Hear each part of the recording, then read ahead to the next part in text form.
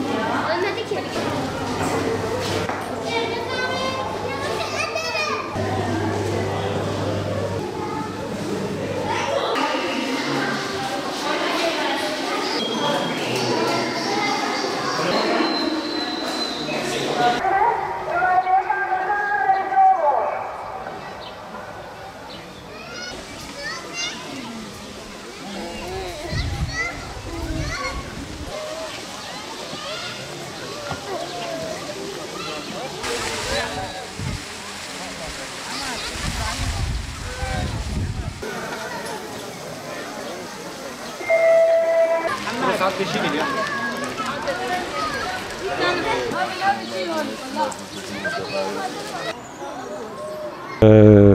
Biz Gaziantep Hayvanat Bahçesi olarak 1 Haziran'da kapılarımızı ziyaretçilere açmış bulunmaktayız.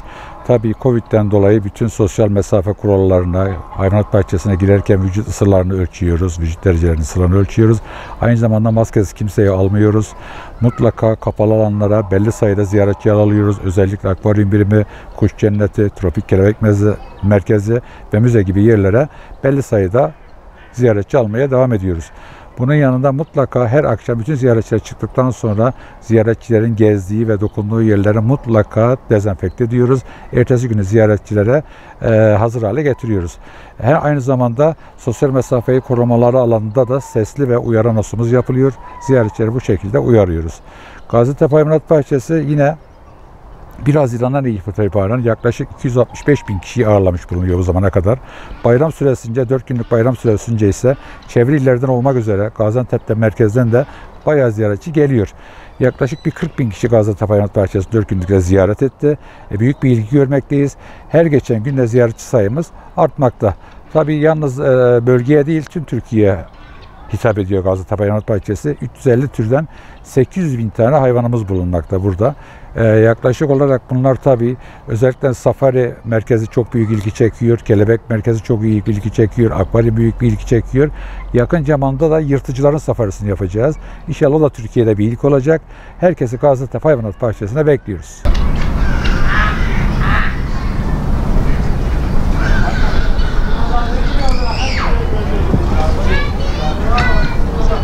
Biz Urfa'dan geliyoruz. Özellikle ailece geldik. 3 aile birlikte. Elhamdülillah çok güzel gerçekten.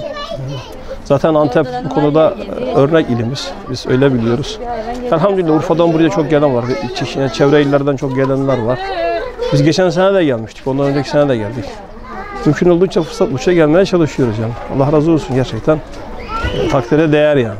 Yukarıdan aşağıya doğru maymunlara baktık. İşte maymun çeşitleri var orada. Ondan sonra o susamurları vardı, su aygırı vardı. File baktık. Özellikle 2-3 sene önce geldiğimizde fil hastaydı herhalde. O zaman görememiştik. Bu defa gördük. Ayı falan var, susamur. İyi yani elhamdülillah. Yani biz şuna bakarken hakikaten şöyle düşündük ki bu kadar hayvanın burada barınması, bunların burada yani iaşe ibadet diyeyim yani. Bunların hakikaten çok güzel bir hizmet yani. Kolay değil gerçekten. Cenab-ı Hak konuda milletimiz için hayırlı etsin yani memleketimizin. Daha önce ben İzmir'de yaşadım. İzmir'de de hayvanat bahçesi vardı fuarda. İzmir Internasyonel Fuarı var. Orada da hayvanat bahçesi var. Gidiyorduk zaman zaman ama bu kadar büyük ve geniş değildi. Artı mesela bu safariyi gördük. Güzel bir hizmet hakikaten. Otobüste dolaştık içeride hayvanları falan tekrar açık alanda. Gerçekten güzel hizmet yani. Hayvanat bahçesine geldik. Hayvanat bahçesi çok güzel, çok emek vermişler. Birçok hayvan var, hepsini gördük. Özellikle hepsine yakın olmak çok ayrı bir duyguydu. Ailecek geldik. Çoluk çocuğumuzla birlikte geldik. Çok güzel yapmışlar. Emeği geçenlere gerçekten çok teşekkür ediyorum. Çok hepsini de tebrik ediyorum. Sağ olsunlar. Çok güzel bir yer inşa etmişler. Bu kadar hayvanı işte bir arada tutma, mesafe koyma çok güzel olmuş. Hepsini tebrik ediyorum. Herhalde bayram çıkışı olması hesabıyla çok kalabalıktı. Yani insan seline uğradı diyebiliriz burası. Emeği geçenlere çok teşekkür ediyorum. Kendilerinden Allah razı olsun diyorum.